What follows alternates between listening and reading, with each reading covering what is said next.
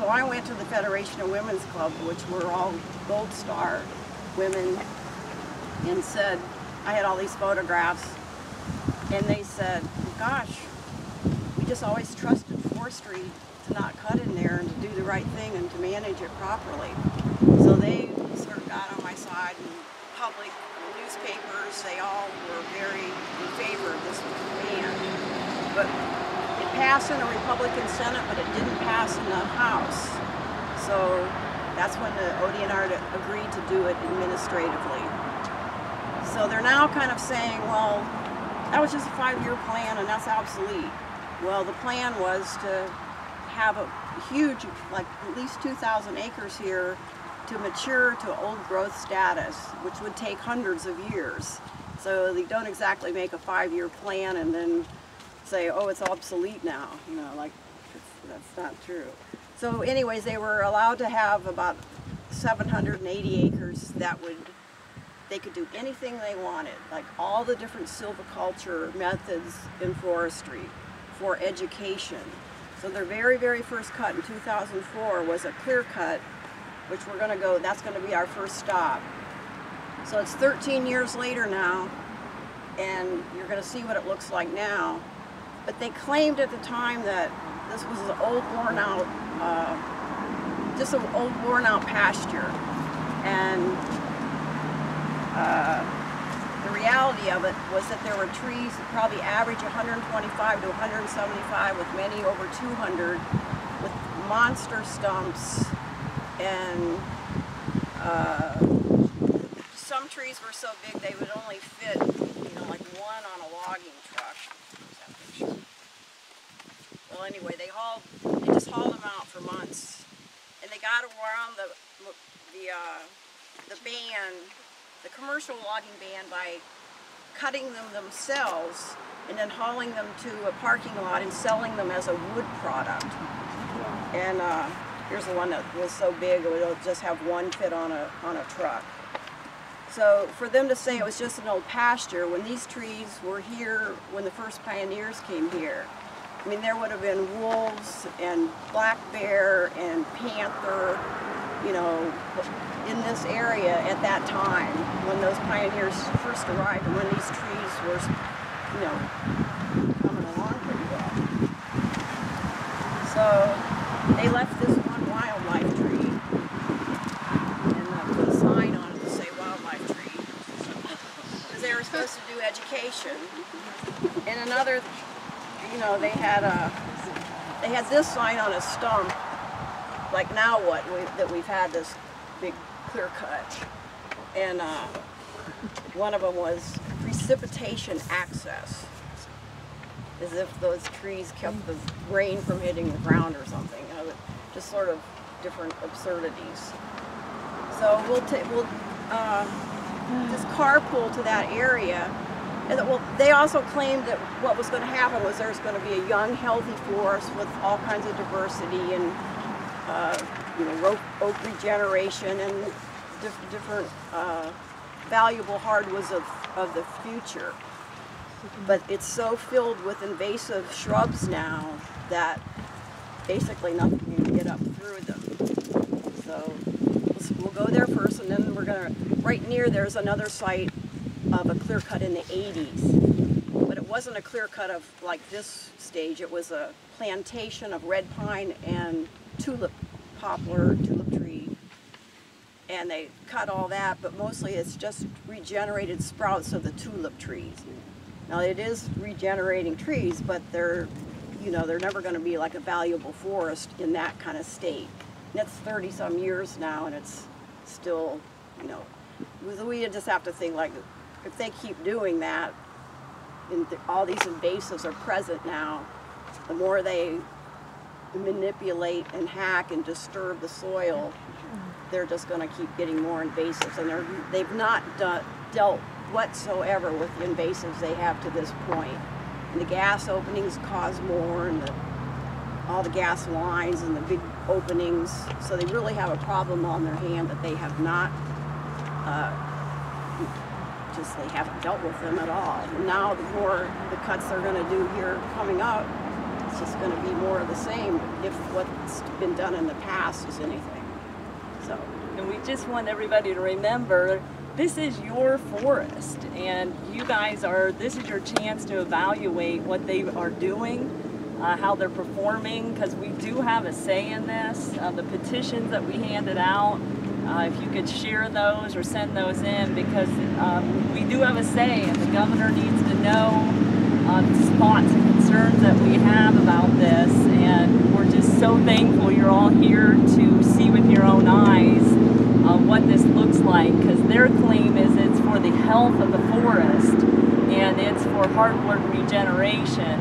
Well, of course, hardwood is worth more money, but you can see where we're about to go, what the difference and what it looks like, what they've done with our land, and so we're just glad you're all here. Hey Theresa, talk about that seed tree. I love the seed tree. The what? The seed tree. Oh, where's Do you have that picture? The Clearcut that we're about to go to. Somebody have the Clearcut photo? Yeah, this one. We're gonna be walking in through this part of the forest that you will see is just beautiful. It still has hardwood oaks in it. But as soon as we hit here, we want to see if you guys notice any change.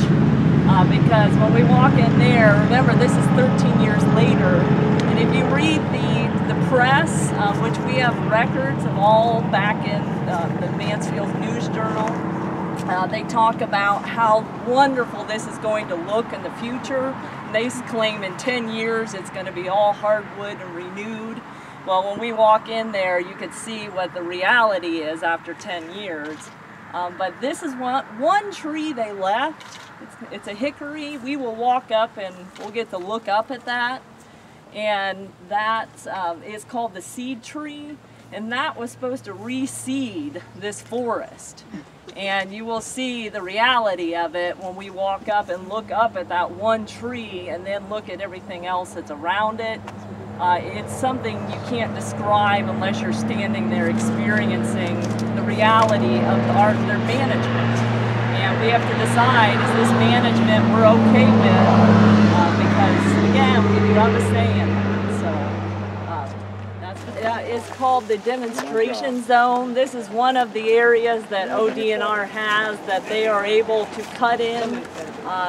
The ideal, what demonstration means is for educational purposes for us, the public, to learn from this. So we are hoping that we all do learn from this and take a look at what the impact of this is. As we said, this was done 13 years ago. You saw the overview of what it looked like, and so we'll hike into that hickory tree and then we'll come back out and then we'll move to another area.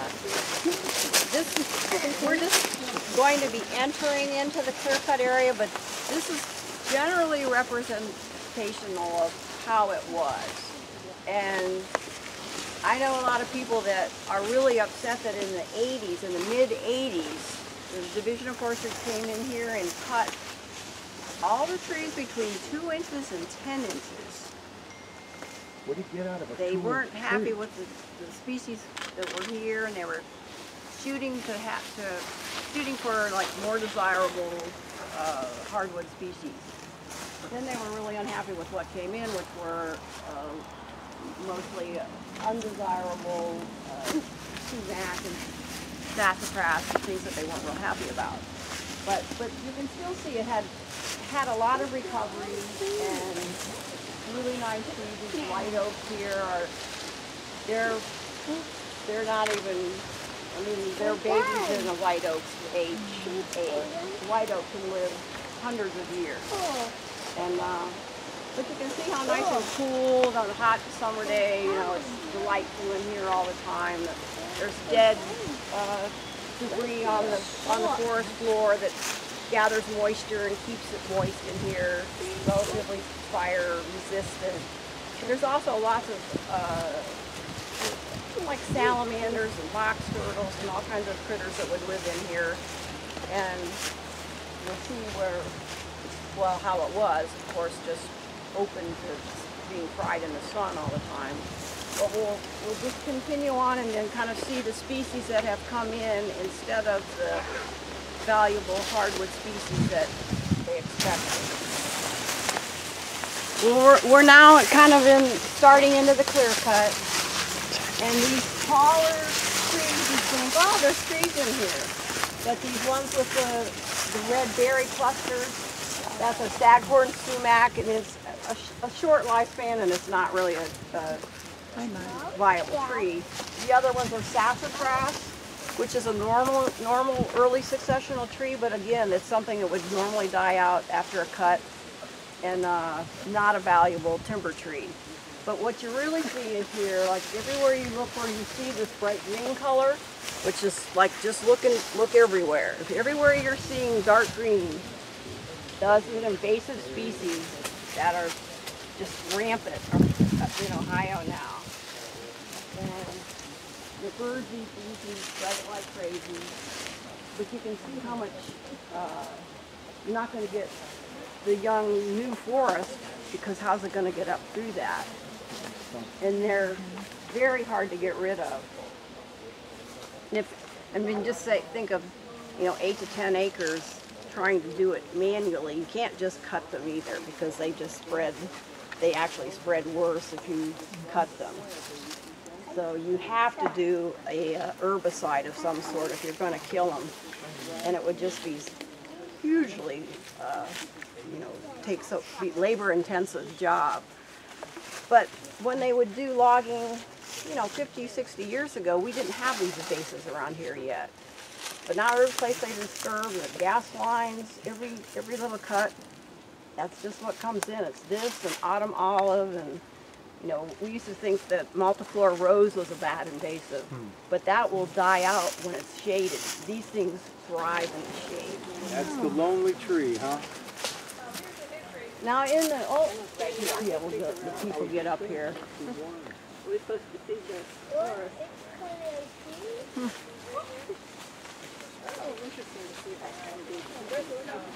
Yeah. So it looks good, but oh, it's great. Nothing around. But it was supposed to have. We should be in a sea of young hickories right here. Really. Yeah, I don't see any hickories around it. What would you say is the main reason there isn't Because it's all good. Because I can't compete with bush honeysuckle. I just can't. And a lot of these invasives, they don't just take their own little space. They like to exude a poison called allelopathic tendency, which sort of like makes it okay only for them. Is that like a black walnut? Walnut does that. Yeah. They expected to get young hardwoods like might have happened decades ago, but in this day and age, this is the reality. Hopefully they won't cut where we came in, which is still in a demonstration area that they are allowed to cut. But this is exactly what's going to keep happening. Yeah. I mean, why not just leave those beautiful white oaks to keep on maturing and keep on producing acorns for all the animals that need acorns? Nationwide, we're not getting oak regeneration. So why not at least try to hold on to what we do have? This could go on. This area, when they did in 1985 and 1986, when they had a firewood cut and understory removal of everything from 2 to 10 inches, they cut tons of baby oak trees at that time. We would have those oak trees if that hadn't been done. So there's another example of relative mismanagement that led to this happening. So where we first came in, it might not be the greatest now, but it sure beats this, and there's not very many invasives in there. So once they go and disturb that again, or we'll do that now. Has there been talk on with the forestry that, okay, we've seen what's happened, are we going to allow it again? See, there's the thing.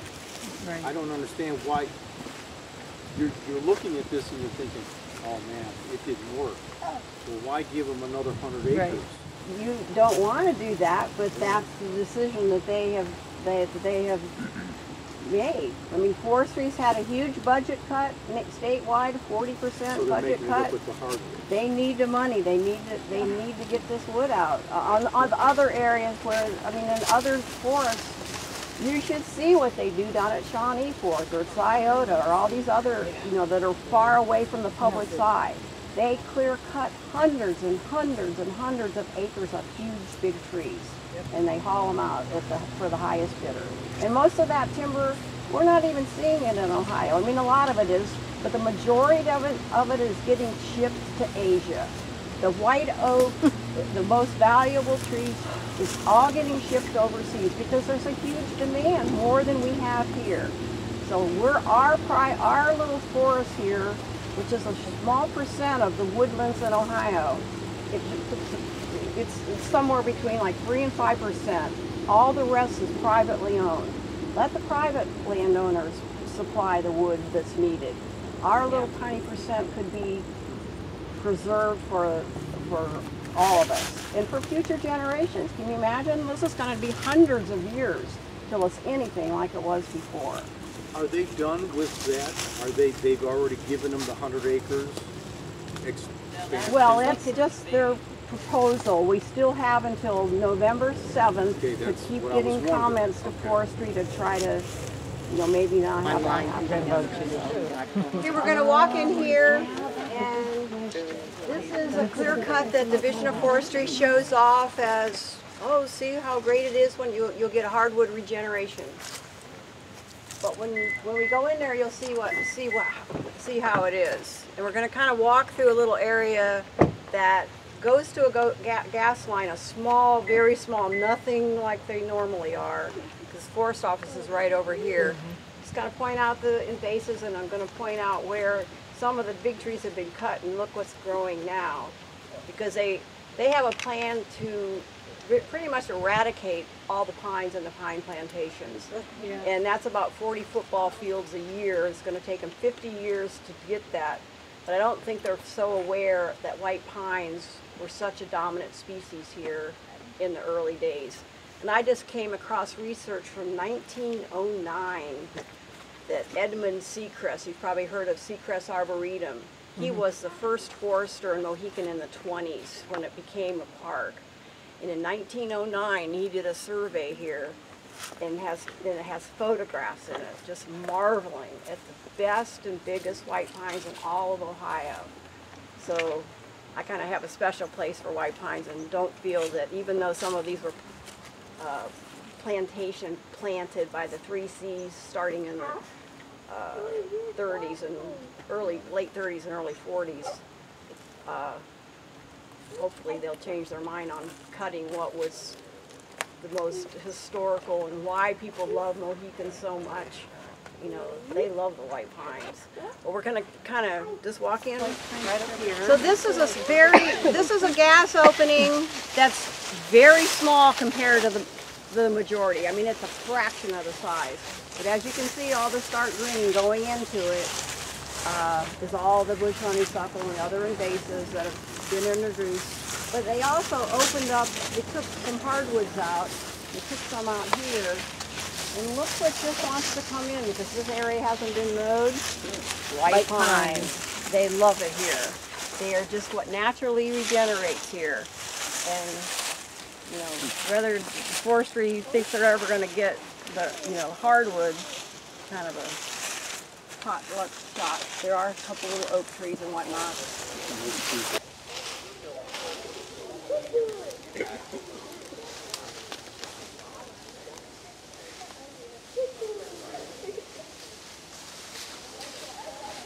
So you can see that, you just look up through here, that the majority of these trees have a multi-stems at the base. And this was a relatively small clear cut because they didn't used to do clear cuts at all. But this area was red pines and tulip trees planted together kind of as an experiment, and then they clear cut it all. You can see on that side where it's pretty nice. Those white pines had been thinned years ago. They have adequate space now, but they probably have plans to take them out. I'm not sure about that area yet. But this is an area that's shown off by forestry. You get hardwood regeneration. And stump sprouting is a viable forestry practice. Some species will resprout from the roots of the cut stump. Not all, but some will. Tulip trees obviously like that. But are you going to ever have a nice natural forest of a lot of variety? And that's just basically how all this is. Now you will find an occasional single stem, you know, and it's not like this isn't growing wood. It's growing wood like crazy, but it's kind of basically good for pulp or wood firewood or pallets or something. Not going to be a nice tree that is anything like, you know, if they wanted to regenerate a hardwood forest, they basically got tulip poplar. There are a few other species in here, but they're kind of rare. In the main, you know, maybe if these had when they were real young, when they first started to sprout. So I have pictures from 2004, and they were smaller, but they basically look the same. You know, they're just a little bit bigger now. So this is what forestry is showing off as a good example of regeneration of a hardwood forest after a clear cut. You know the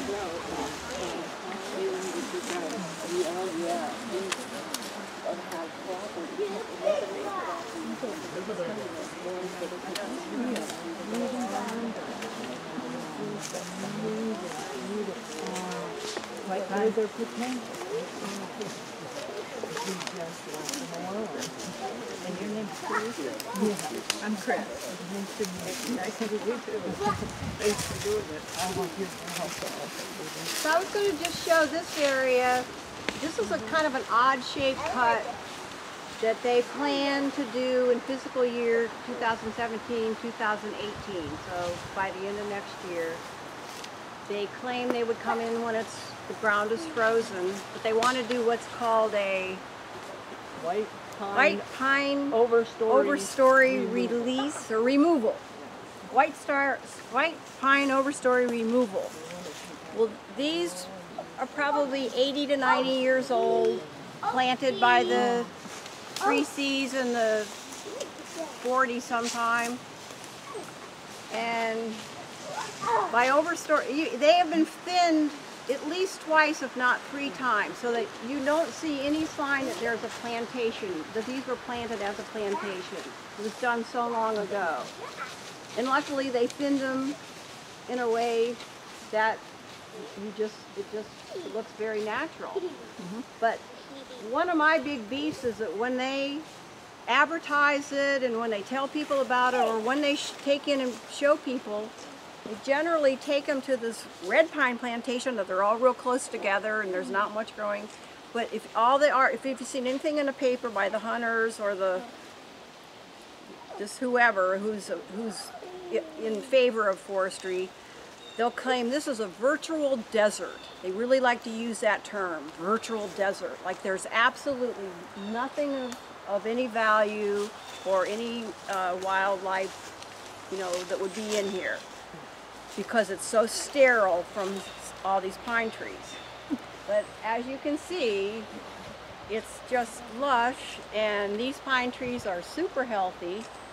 And in the life of a pine tree, these are just teenagers. You know, a pine tree can live easily 300 to 500 years old, you know, given the right water and nutrients and health.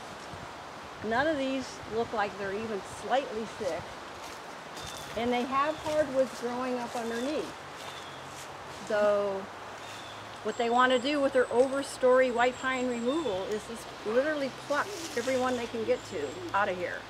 Now you can't do that without bringing in equipment that's going to wipe out all these ferns. You know, it's going to compact the soil. There's 58.5 acres right next to here that they cut in 1994. 58 acres. Well, they had no one to sell it to in Ohio. No one would bid on it, so they sold it to Canada. And the after their expenses, they got approximately 65 cents a tree. I mean, it's just mind-boggling that, you know, all the trouble to plant them, and they actually sprayed herbicides to suppress the growth of hardwoods back then. And they, you know, they had a use for the pines, because when they were small and growing up and they were all in rows, they could take out, you know, every other row, and they had a creosote plant right up, kind of near the power, right up as you first pull in off of 95 there.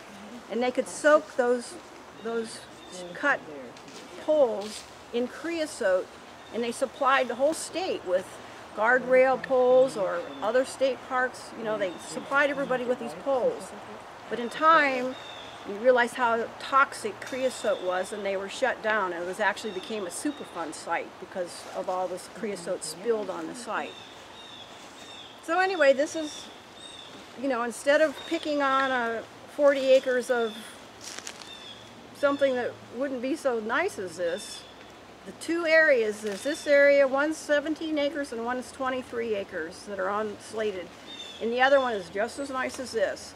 And it even has like this really, really cool old pioneer road with a stone wall all built along it. You know, like they won't even be able to get to those trees without destroying that. So how do they get these trees down without damaging everything else around it? I mean, do they just cut it at the stump at the base and it falls down, or what? They have to bring equipment in, and you know, they have more modern equipment now. They like grab it and put it on the side and turn it on. Yeah, but a thing like that grabs it and cuts it doesn't do this big 200-foot tree. You are going to definitely damage all the small trees. So they want this to be converted to hardwood.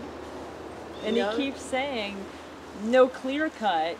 Well, okay, but, so white pine, if you look up and you take out all these big white pines and we take that overstory out, as you just said, that's going to impact everything around here. So you know, you call it what you want. The reality is it's going to damage everything around here, including, you know, everything on the forest floor here. And these ferns that need this shade, you open this up, they're just going to be cooked, you know, so the native plants are not going to make it here either. And that's because of that. We really need to spread out. The population's expanding. People are more aware of how wonderful it is to go out in the woods and escape their city and their stress and whatnot. And they want to come to the woods. And we could really spread out here and be able to enjoy being in the forest and having the seclusion.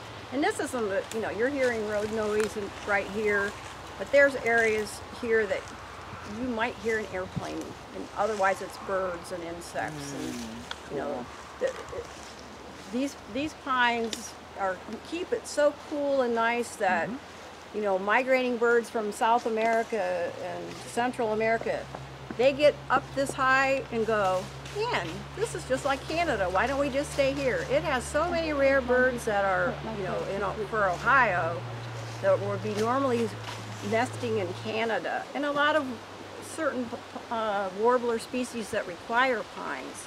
And there's so many birds that require a deep woods habitat, like a scarlet tanager or the cerulean warbler.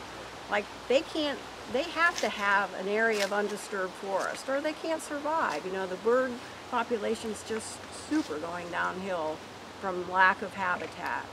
And what do they want to do? They just want to keep hacking at it and hacking at it, and, you know, take every big tree out here and look what you have left. We're never going to see a big tree this size in our lifetime or your children's lifetime. It's going to be your grandkids, maybe, if it wasn't all invasives by then. So, and they claim that this is unhealthy, and they don't count on us coming in here and looking around and going, this doesn't look unhealthy. But their management is for the health, and, you know, they want to remove all those. And the hardwoods, you know, are what's worth money. So down the road then, if you look at what they're doing in Shawnee and Hocking Hills, it's very evident their plan is they want the hardwood trees because they're worth money. And that's occurring all over us on private land. They have the right to do that, but this is the one piece we have a say in, and this is not unhealthy right here. It will be when they get in here.